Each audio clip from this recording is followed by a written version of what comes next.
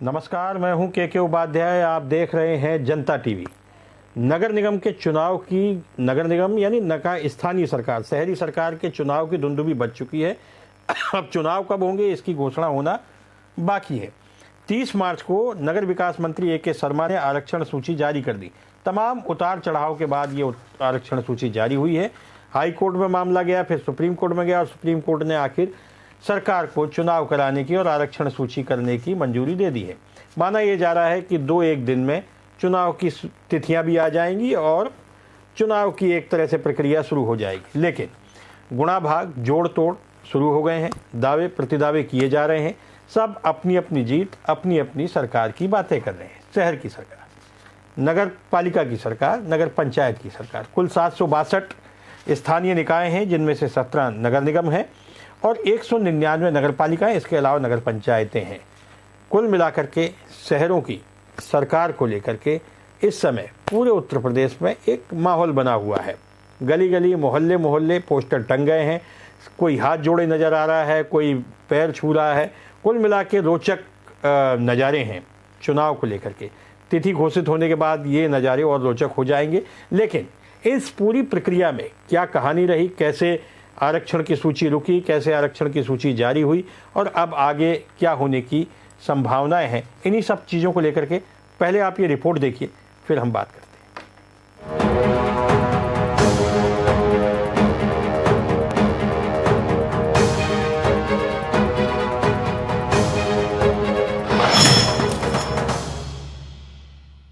चुनाव का बिगुल फूंक चुका है। कई तरह की रोक टोक और उतार चढ़ाव के बाद 30 मार्च को नगर विकास मंत्री ए के शर्मा ने ऐलान किया और आरक्षण सूची जारी कर दी है।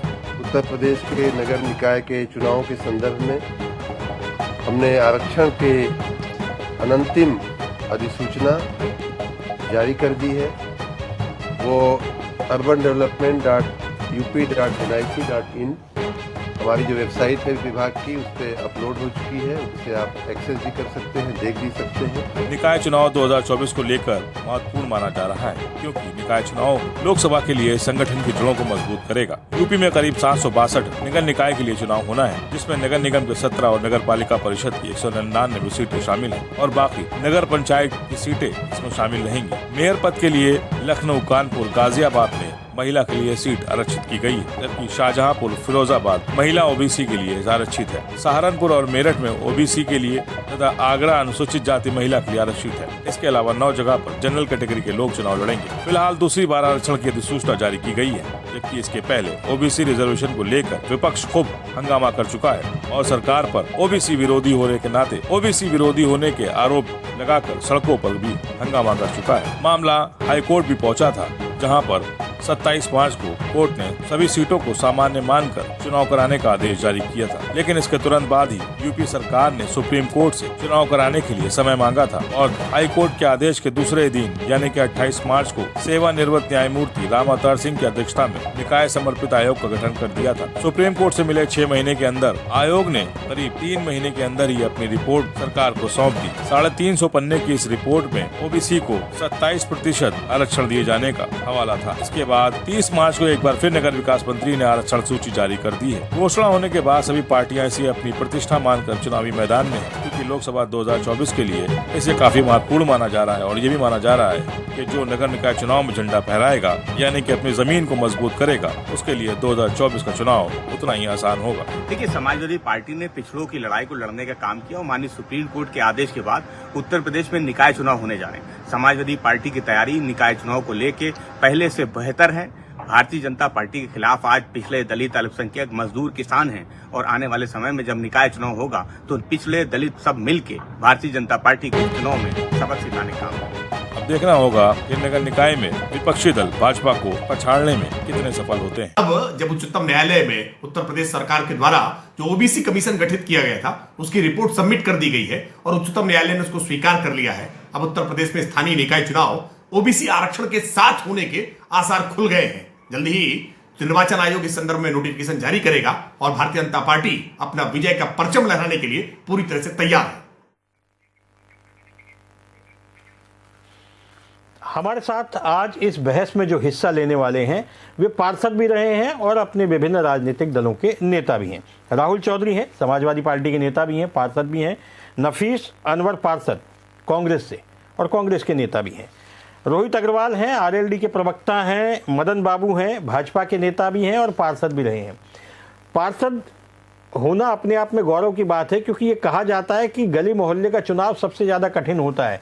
एक बार लोकसभा का चुनाव जीतना थोड़ा आसान है, लेकिन गली मोहल्ले का चुनाव, क्योंकि सब आपस में एक दूसरे को जानते हैं, सब एक दूसरे के सबका घरों पे आना जाना रहता है, ऐसे में वोटरों को लुभाना जाहिर है थोड़ा सा कठिन तो होगा ही। बातचीत की शुरुआत करते हैं राहुल चौधरी जी से। राहुल जी, आप समाजवादी पार्टी के नेता भी हैं, पार्षद भी हैं। मैं आपसे ये जानना चाहूँगा कि अब जो पिछला कार्यकाल था आपका, उसे आप किस रूप में लेते हैं? यहाँ खासतौर पे जो जितने भी स्थानीय निकाय थे, ज़्यादातर जगह भाजपा कायम थी, और इस जो कार्यकाल था उसको आप इस नज़रिए से देखते हैं? आपके आने वाले चुनाव के लिए आपके वादे क्या हैं, आपकी तैयारियां क्या हैं, किन मुद्दों को लेकर के आप जनता के बीच में जाएंगे, आपकी पार्टी की तैयारी क्या है? क्योंकि ये भी माना जाता है कि शहरों में तो भारतीय जनता पार्टी ही राज करती है, सरकार किसी की भी हो। राहुल जी।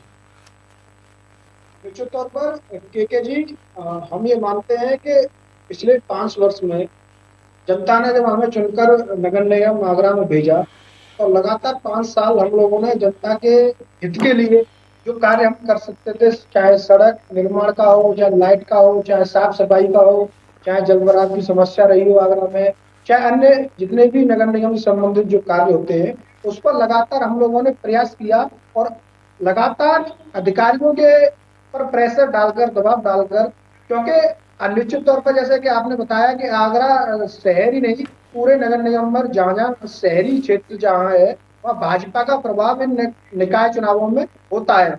लेकिन फिर भी हम लोगों ने अपने प्रयास से और पार्टी के सहयोग से निश्चित तौर पर जनता की लड़ाई लड़ने का काम किया है। आगरा में आगरा की जनता ने 6 बार भाजपा के मेयर को चुनाव जिताने का काम किया, लेकिन आज भी जनता उन मूलभूत समस्याओं से परेशान है जो जनता को मिलनी चाहिए थी। आज जलभराव की समस्या आगरा में बहुत बड़ी है। राहुल जी, एक मिनट मेरी बात सुनिए। राहुल जी, मैं आपसे ये जानना चाहता हूं कि जो पिछला कार्यकाल था आपका, और भारतीय जनता पार्टी के जाहिर मेयर था और भारतीय जनता पार्टी की शहर में सरकार थी, आप आगरा से हैं, मैं यही जानना चाहता हूं कि आप भाजपा की उस शहर की सरकार को किस रूप में देखते हैं? उनका कार्यकाल कैसा रहा? उनके काम, क्या आपके काम हुए, जनता के काम, या नहीं हुए? या ऐसे कौन से वादे थे जो किए गए थे अधूरे रह गए, या आपको लगता है कि ये काम और होने चाहिए थे? जी, यही मैं आपको आपके माध्यम से प्रदेश की जनता को बताना चाहता हूं कि आगरा में लगातार 6 बार से मेयर आगरा की जनता भाजपा को जिताती आ रही है, लेकिन जो समस्याएं आगरा की हैं, जैसे कि जलभराव की समस्या आगरा में बहुत बड़ी है। बिजली घर के आसपास जलभराव होता है, लाखों की संख्या में, करोड़ों की संख्या मतलब कीमत में लोगों के, व्यापारियों का माल खराब हो जाता है। ये समस्याएं जस की तस बनी हुई है। चाहे आगरा में अगर कुछ नया हुआ है तो वो हुआ है 22 करोड़ रुपए का कूड़ा घोटाला, पेड़ घोटाला, आगरा में स्मार्ट सिटी के नाम पर घोटाला, पानी का घोटाला। ये सारे घोटाले इन 5 वर्षों में भाजपा की सरकार में हुए हैं, और ये अपने आप को ईमानदार सरकार कहते हैं। ये लगातार इनकी सरकार के समय में सबसे ज्यादा भ्रष्टाचार नगर निगम में हुआ है, और नगर निगम के इस भ्रष्टाचार के कारण आगरा की जनता परेशान है। ये बदलाव चाहती है, वो समाजवादी पार्टी की नगर निगम में सरकार बनाएगी। मुझे लगता है आप केवल आगरा पे केंद्रित है। मैं चाहता हूं कि आप पूरे प्रदेश की बातचीत करें। नफीस अनवर साहब, जो पिछला कार्यकाल था, पिछले 5 साल थे स्थानीय निकायों के, उन्हें आप किस रूप में देखते हैं? आपको क्या लगता है कि क्या कमियां थी और क्या बेहतर काम इस सरकार के दौरान हुआ है?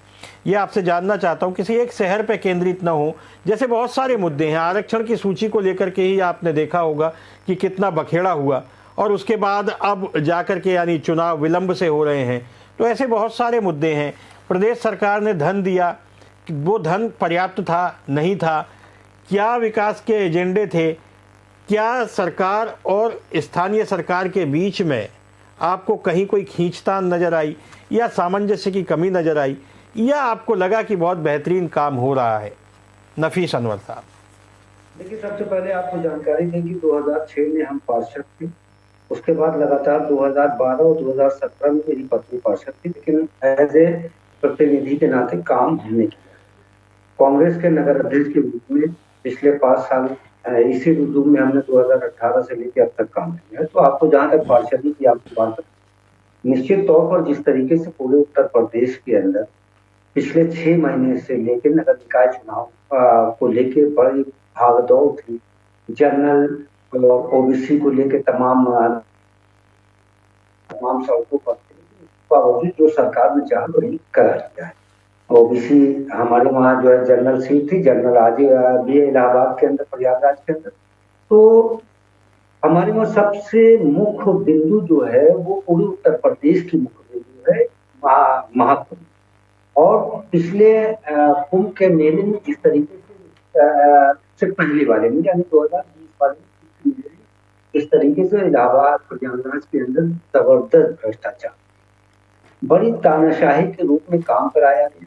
2006 में हम पार्षद थे तो इलाहाबाद के महापौर चौधरी जितेंद्र सिंह जी को थे। तो उसके बाद जो है नंद गोपाल नंदी जो कैबिनेट मंत्री, उनकी पत्नी लगातार 2012-2017 महापौर के रूप में काम कर रहे हैं। तो निश्चित तौर पर एक राजनीतिक तौर पर विरोध और जो जमीनी तौर पर कार्य कराए गए उसका दोनों का विरोध हम करते हैं, क्योंकि 10 सालों के अंदर प्रयागराज के अंदर जो कार्य होने चाहिए थे, बड़ा जो मोटा बजट था वो कुंभ को लेकर इलाहाबाद के अंदर था। इलाहाबाद को स्वर्ग प्रयागराज स्वर्ग बन जाना चाहिए, लेकिन दुर्भाग्यपूर्ण नहीं हो पाया। ठीक है नफीस जी।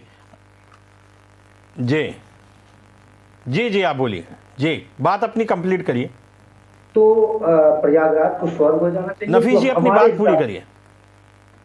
जो प्रयागराज को स्वर्ग हो जाना चाहिए, मेरे हिसाब से उस तरीके की उपलब्धि प्रयागराज इलाहाबाद के अंदर देखने को नहीं मिली है। आने वाला चुनाव है, निश्चित तौर पर एक सारी पार्टियां अपनी अपनी बातों को लेकर सत्ता पर हैं। हम लोग भी कांग्रेस के रूप में सत्ता पर अपनी बातों को लेकर जनता से जाएंगे कि 2006 में जब कांग्रेस के मेयर इलाहाबाद में हुआ करते थे तो JNURM इंटरनेशनल, हम आपको योजना के बारे में बता रहे हैं कि JNURM पंडित जवाहरलाल नेहरू अर्बन योजना के अंतर्गत करोड़ रुपए केंद्र में कांग्रेस की सरकार थी, वहां से करोड़ों रुपए लेके आए थे और तमाम पूरे उत्तर प्रदेश के अंदर JNURM के अंतर्गत सीवरेज और पाइपलाइन डलवाने का काम। लेकिन उसके बाद से ऐसा कुछ देखने को प्रयागराज के अंदर नहीं मिला है।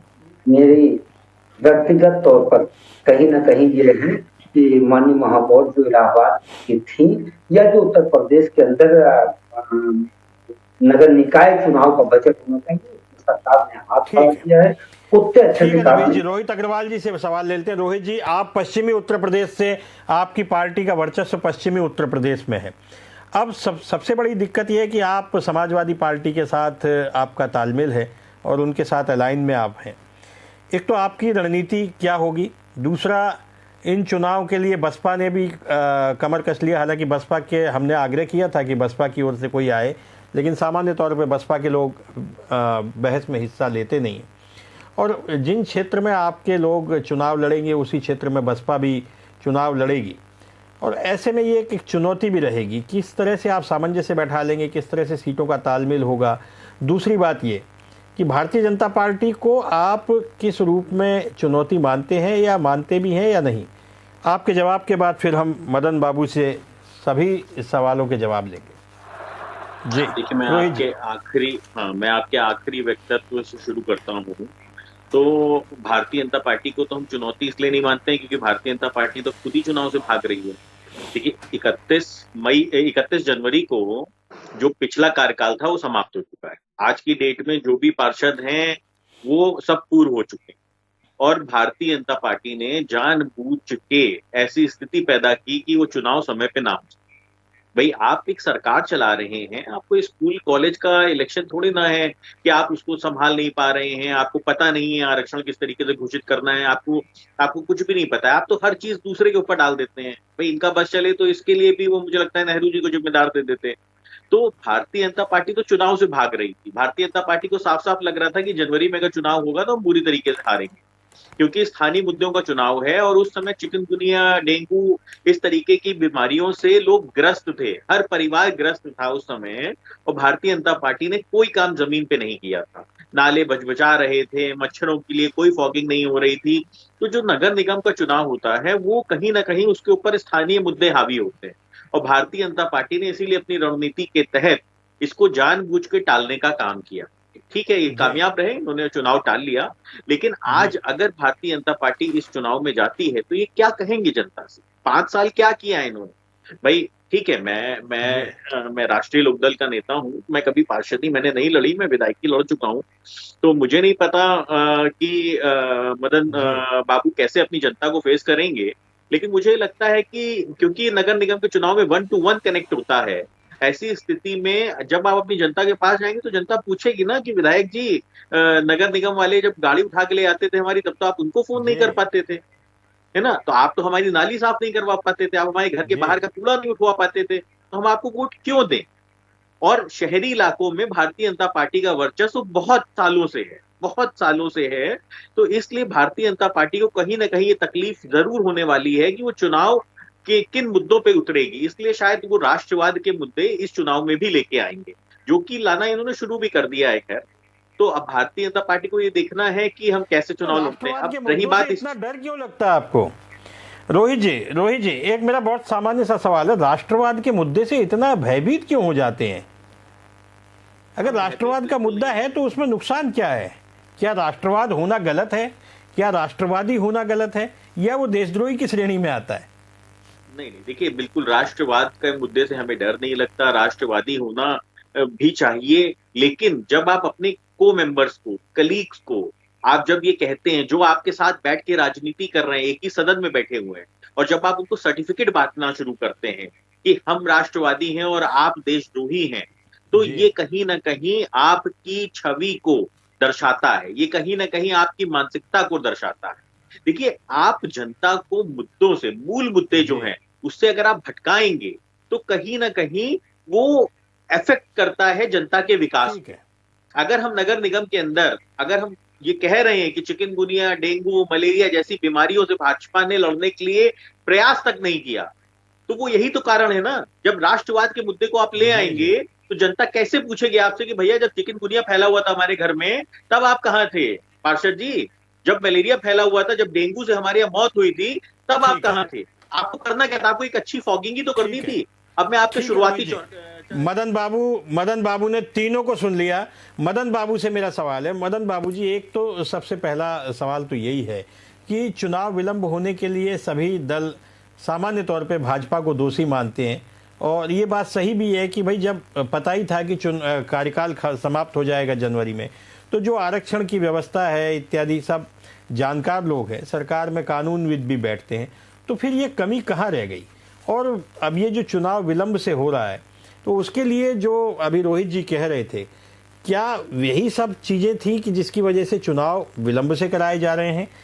आप क्या सोचते हैं, किन मुद्दों को लेकर भाजपा फिर से उतरेगी? स्मार्ट सिटी का एक नारा दिया था, स्मार्ट सिटी के काम अभी तक अधूरे हैं 5 साल में।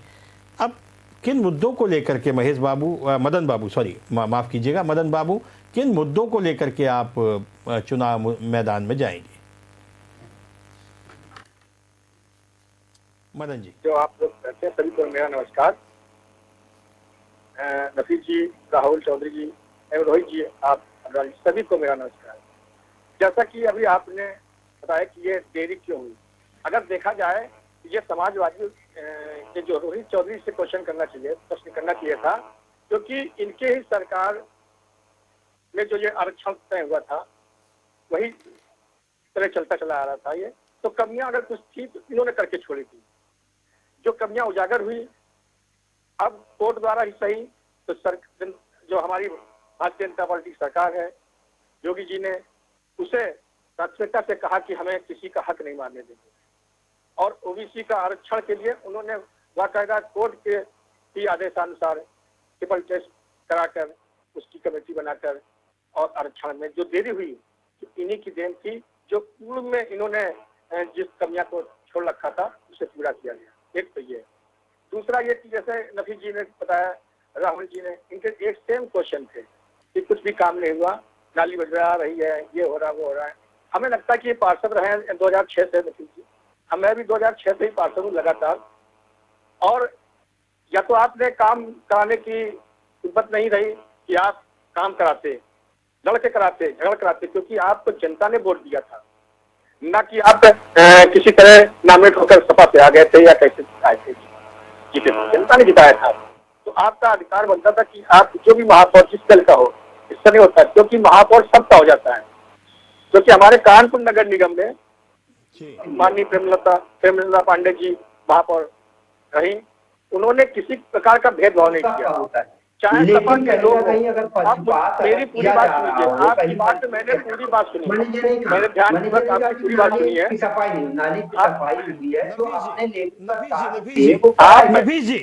नफीस जी आपको पूरा मौका मिलेगा। नफीस जी मैं आपके पास आ रहा हूँ, उनको अपनी बात पूरी कर लेंगे, इससे फिर मजा नहीं आता, किसी की बात किसी को सुनाई नहीं देती। प्लीज नफीस जी पहले मदन जी अपनी बात पूरी कर ले, उसके बाद फिर आपको पूरा मौका दूंगा मैं जी। मदन जी बोलिए। तो यहाँ पर कानपुर में आइए, कानपुर में एक पूरे 17 नगर निगम के महापौर आए थे, उन्होंने पूरा शहर घूमा, शहर देखा, उन्होंने बड़ी तारीफ की। आपको बताया, मैं वार्ड मेरा पुराना कानपुर से, यानी जहाँ पे इंदिराबाद, अटल घाट, भैरव घाट, कई घाट जुड़े हुए हैं। आप आकर देखिए कि आपको यहाँ का देखने के योग्य होगा। जो अटल घाट है बहुत खूबसूरत है, बैराज बना हुआ है, ये हमारे वार्ड में है।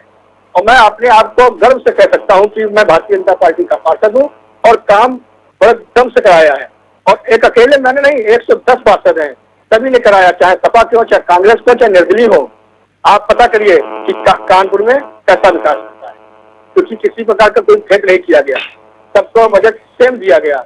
और जहाँ पर जिस वार्ड में जी रोटी की कीमत बढ़ी या रूस यूक्रेन युद्ध ने बढ़ाई, पेट्रोल डीजल महंगा हुआ, क्या युद्ध भी बड़ा कारण बना? ग्लोबल मंदी का डर, भारत में भी युद्ध का असर, जेब हो रही हल्की, विश्व में युद्ध से उल्टी गिनती। दुनिया को हिंदी में देखने का जरिया एकमात्र global Hindi news channel TV9 Bharatvarsh. अब तो सब देख रहे हैं, क्या आप नहीं? आरोप तो लगाएंगे, ठीक है मदन बाबू। नफीस भाई आप कुछ कहना, ठीक है मदन बाबू, नफीस जी आपकी बात का जवाब देने चाहते हैं, नफीस जी से हम बात कर लेते हैं, उसके बाद रोहित जी के पास आता हूँ, राहुल चौधरी जी के पास आता हूँ। पहले नफीस जी अपनी बात कह ले, उसके बाद राहुल जी। नफीस जी आप कुछ कहना चाह रहे थे। सरकार है नफीस भाई, केंद्र में भाजपा की सरकार है, आपकी हिम्मत कहाँ है जो पार्षद होते हुए कि आप भाजपा को जो है गलत साबित कर दें? आप तो कहेंगे कि बहुत कार्य कराए गए, बड़े विकास हुए हैं, बड़ा अच्छा हुआ है, बड़ी सारी चीज जमीन पर उतरिए, भाजपा का झंडा अपने गले में जो पट्टा डाले हैं उसको हटाइए और आपने भी काम कराया होगा। अगर आप काम नहीं करा पाए तो आप जनता को क्या कहेगा? आप कहेंगे मेरा पार्षद मदन जी एज ए पार्षद एक वार्ड की अगर आप बात कर रहे हैं तो मैंने अपने वार्ड में बहुत काम कराया, निश्चित तौर पर अपने हम एक्सेप्ट कर रहे हैं कि अपने वार्ड में मैंने काम कराया।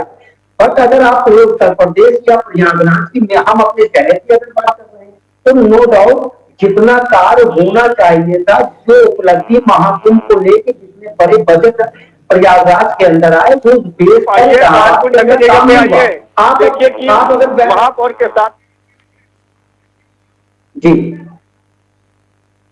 लगन मेहनत से अपने कानपुर शहर को नंबर 1 में लाने का प्रयास किया है। आप भी करिए, आप भी मिलकर करिए, आप विरोध करते होंगे। एक तरफ कानपुर की बात हो रही है, एक तरफ प्रयागराज की बात हो रही है। नफीस जी मैं ये जानना चाहता हूँ कि आपका प्रयागराज में तो कुंभ भी हुआ और इसके अलावा प्रयागराज स्मार्ट सिटी की कैटेगरी में भी आता है और कानपुर भी आता है। मैं नफीस भाई से ये जानना चाहता हूँ कि स्मार्ट सिटी को लेकर के आपका नज़रिया क्या है? क्या स्मार्ट सिटी के तहत जो बेंचमार्क स्थापित किए गए थे कि ये काम होने हैं, क्या वो स्मार्ट सिटी के तहत हुए?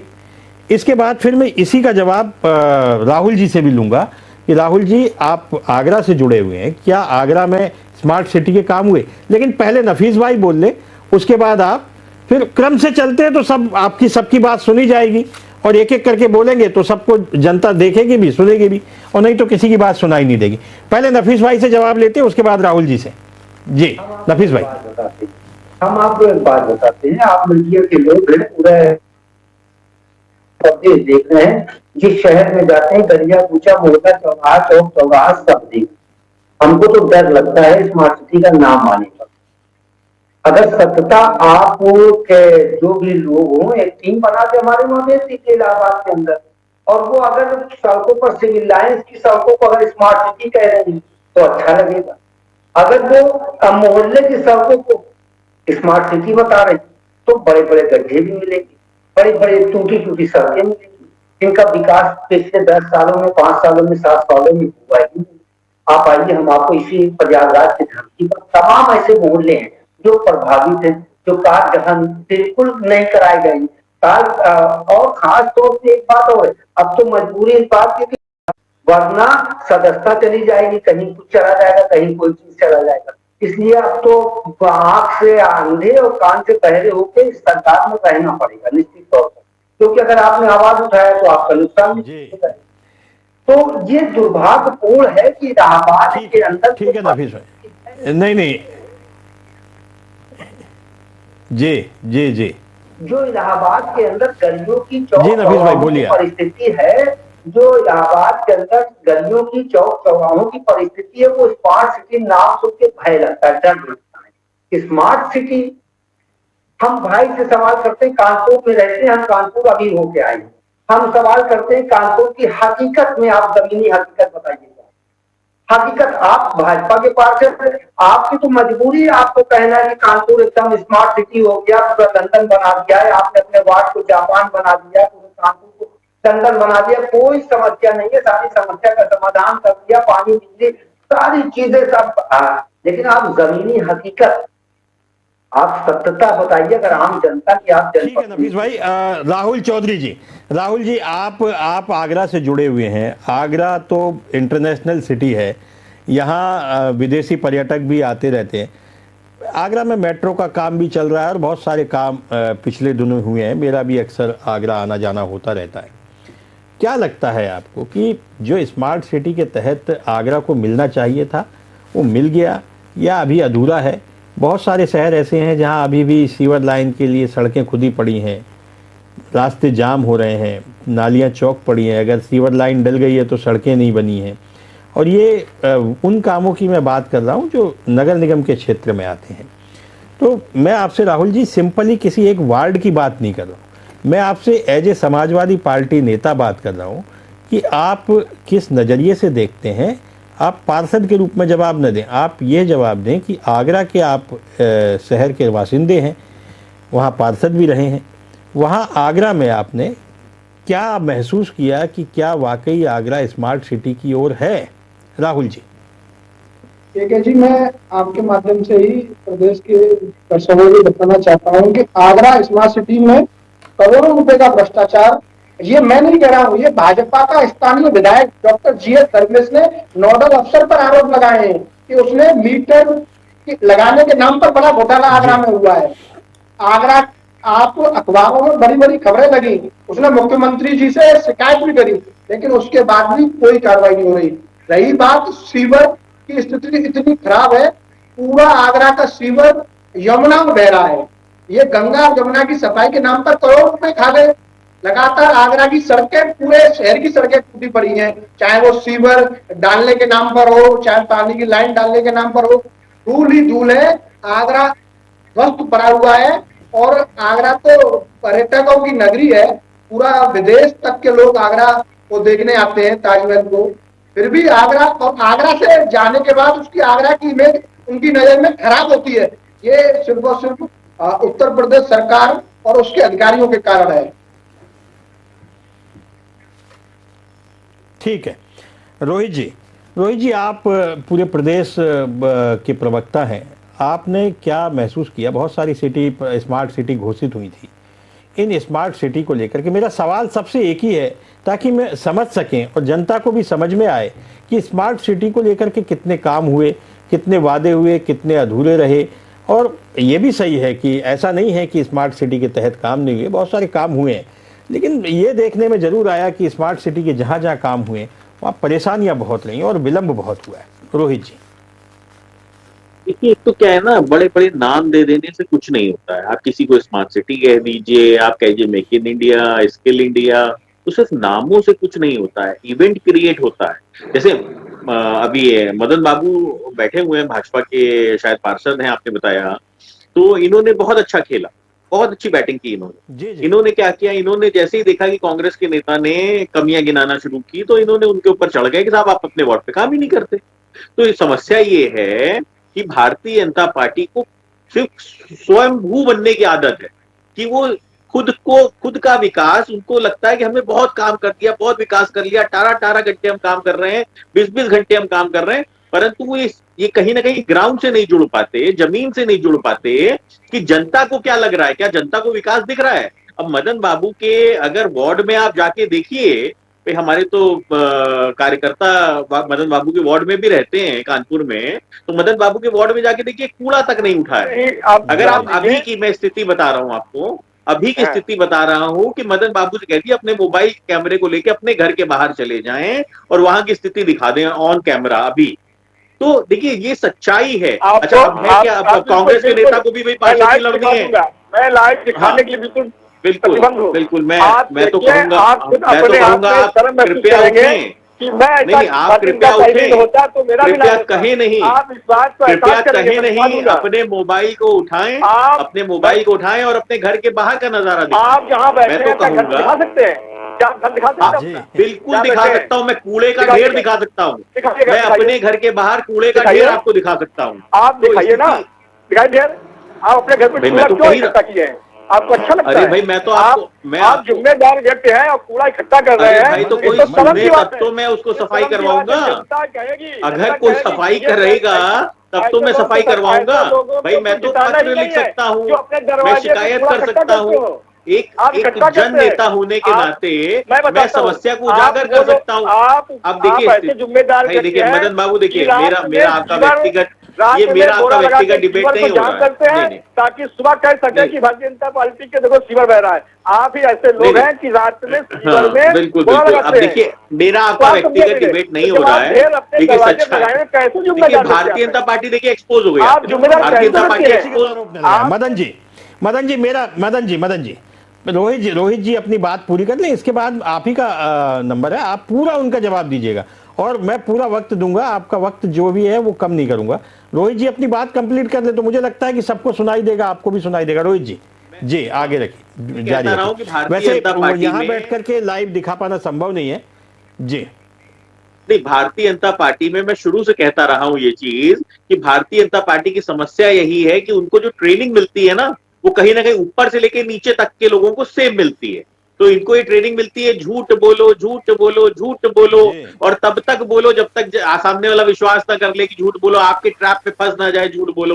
तो अब स्थिति है कि भाई सत्ता में मदन बाबू है, सरकार इनकी है, डबल इंजन की सरकार इनकी है, ट्रिपल इंजन की मांग कर रहे हैं कि नगर निगम में हमको जिताओ और ट्रिपल इंजन बनाओ, और ये हमसे पूछ रहे हैं कि कूड़ा दिखाओ भैया, और कूड़ा अगर साफ नहीं हुआ तो आपकी गलती है कि आपके घर के बाहर कूड़ा नहीं उठ रहा। अब बताइए विपक्ष की जिम्मेदारी है कि वो सड़क का कूड़ा उठवाए। तो अब स्थिति आप खुद समझ सकते हैं कि यही स्थिति पूरे देश में भारतीय जनता पार्टी ने क्रिएट कर रखी है। तो भारतीय जनता पार्टी क्या कह के जाएगी चुनाव लड़वाने? भारतीय जनता पार्टी से अगर कोई शिकायत करेगा, इनका मदन बाबू का कोई स्थानीय नागरिक इनसे शिकायत करेगा तो ये कह देंगे तुमने रात में कूड़ा डाला था, सुबह तुम हमारी सरकार को बदनाम ले लेते हैं।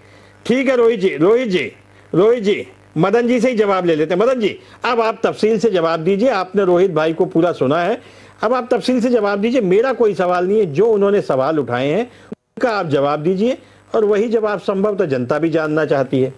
जी मदन जी।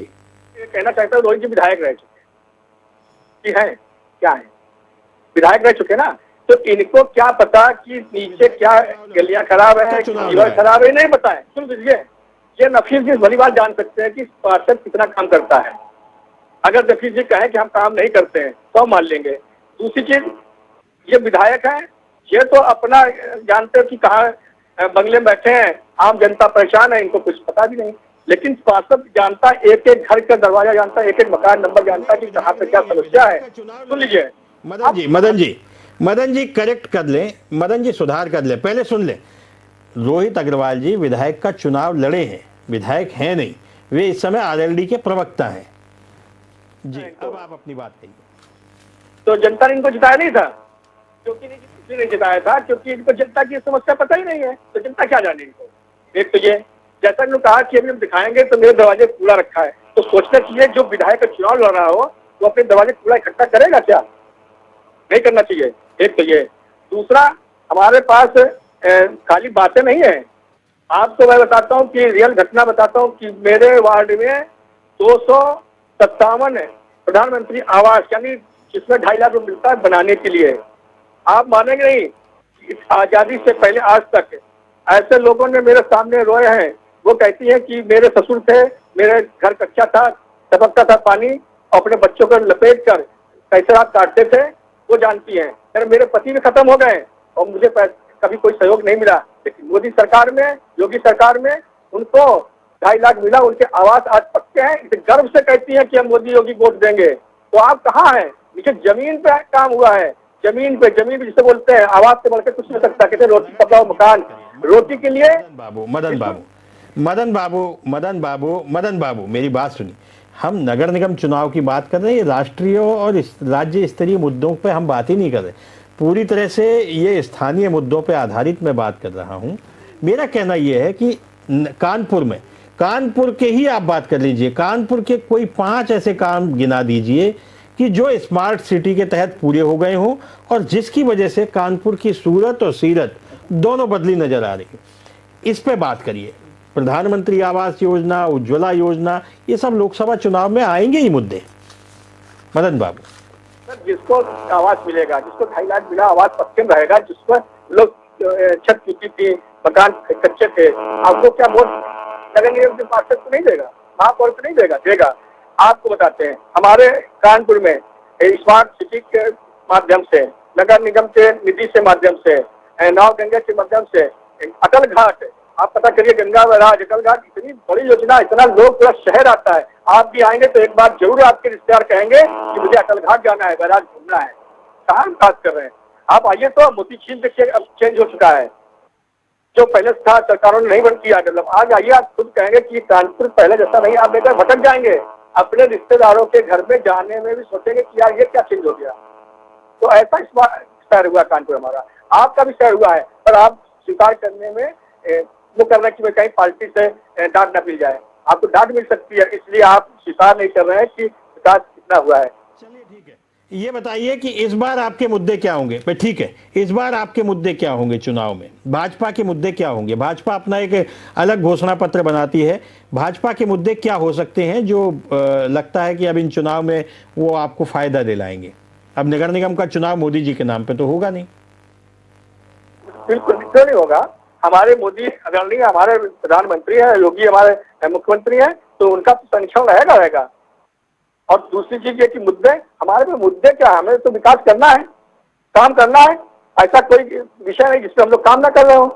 तो हमें काम पे जाना, काम किया है और जनता देख रही है। आप खुद देखिए कि जैसा जो सोचते नहीं थे, हर बार बहुमत में सरकार आ रही। इस बार भारतीय जनता पार्टी ने कानपुर नगर में 110 सीट है, जिसमें 100 का टारगेट रखा है। पिछली बार 58 जीते थे हम लोग, और इस बार देखिएगा 100 के ही आसपास जाएंगे आप।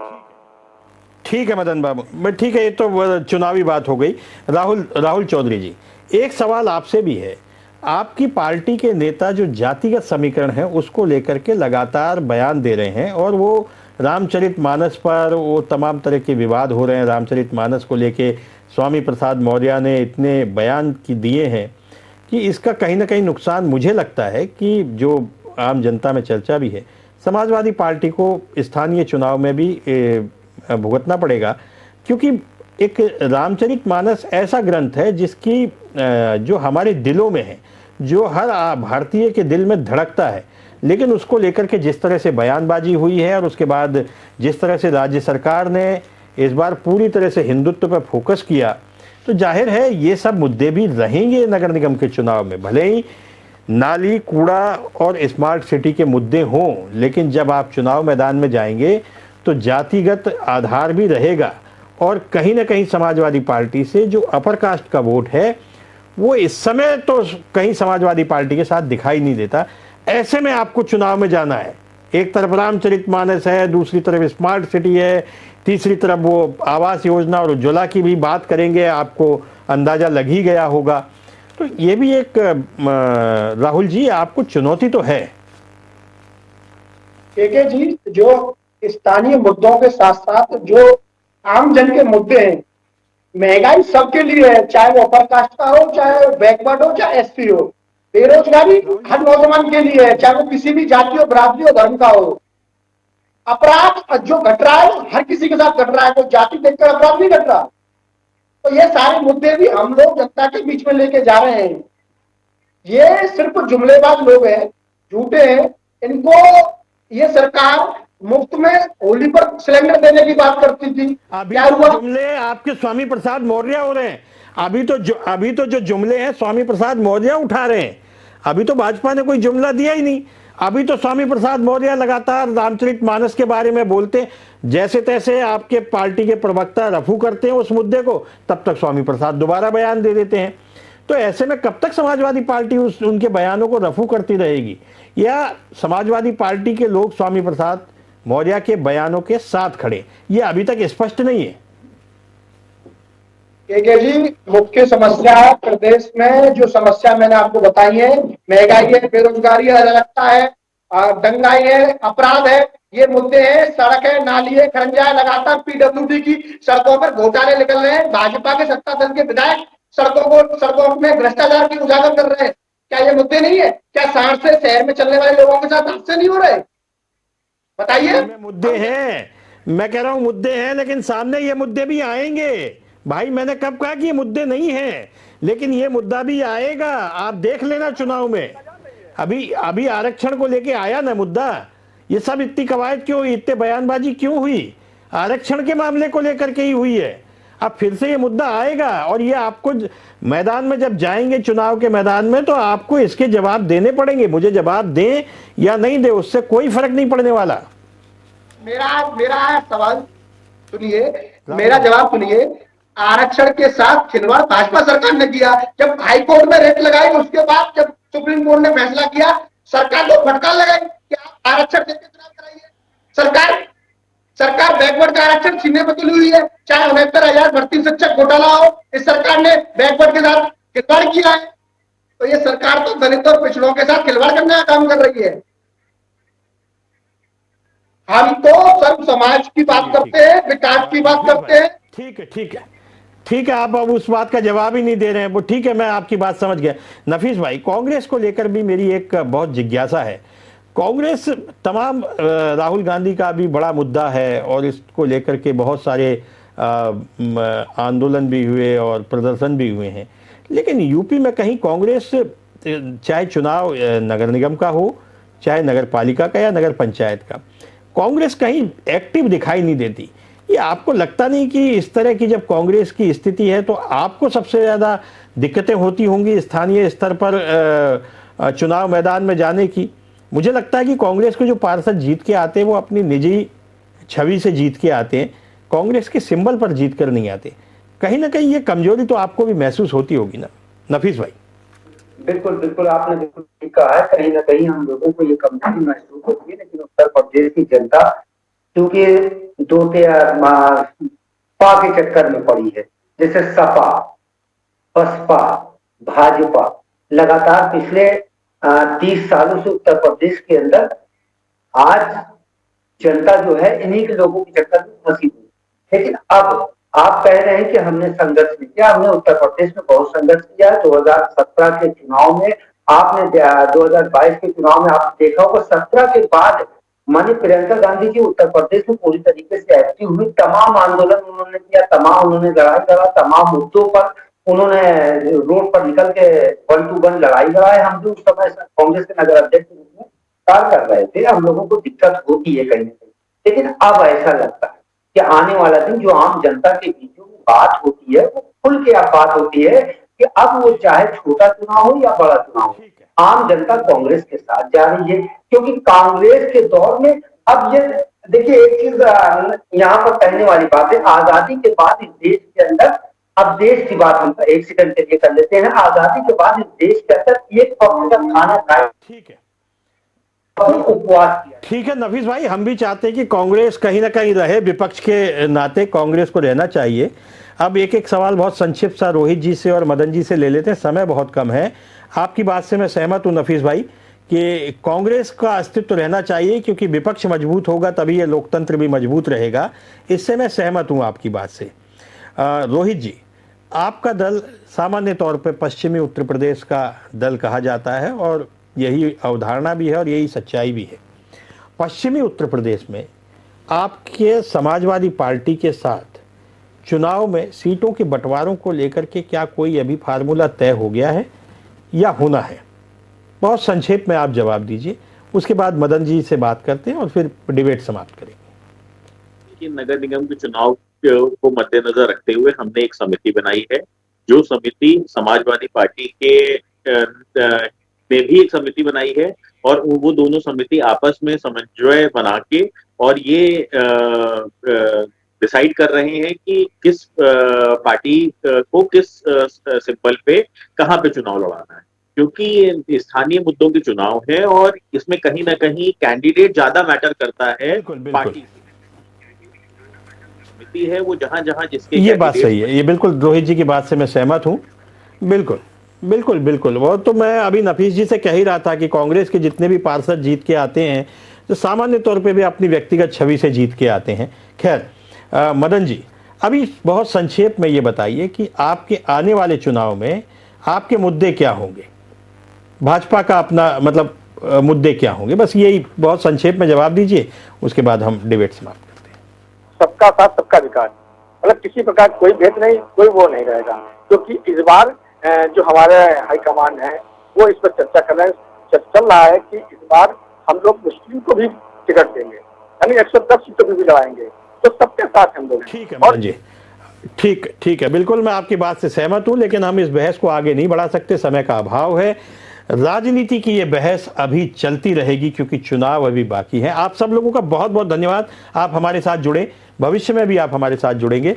खैर, नगर निगम के चुनाव को लेकर के ये जो बहस है ये अभी कब तक चलेगी, नगर निगम के चुनाव में शहर की सरकार किसकी होगी, ये तो अभी आने वाला वक्त बताएगा। लेकिन इतना तय है कि नगर निकाय के चुनाव को लेकर के जो द्वंद्व होना चाहिए वो अब सड़कों पे दिखाई देने लग गया है, सड़कों पे बहस शुरू हो गई है, क्योंकि ये चुनाव गलियों का चुनाव है, चौपाल का चुनाव है, गली मोहल्ले का चुनाव है, नालियों का चुनाव है, कूड़े का चुनाव है। लेकिन यही चुनाव शहर को खूबसूरत भी दिखाता है, स्मार्ट भी बनाता है, स्मार्ट सिटी भी बनाता है। आप देखते रहिए जनता टीवी, समाचारों का सिलसिला जारी रहेगा। नमस्कार।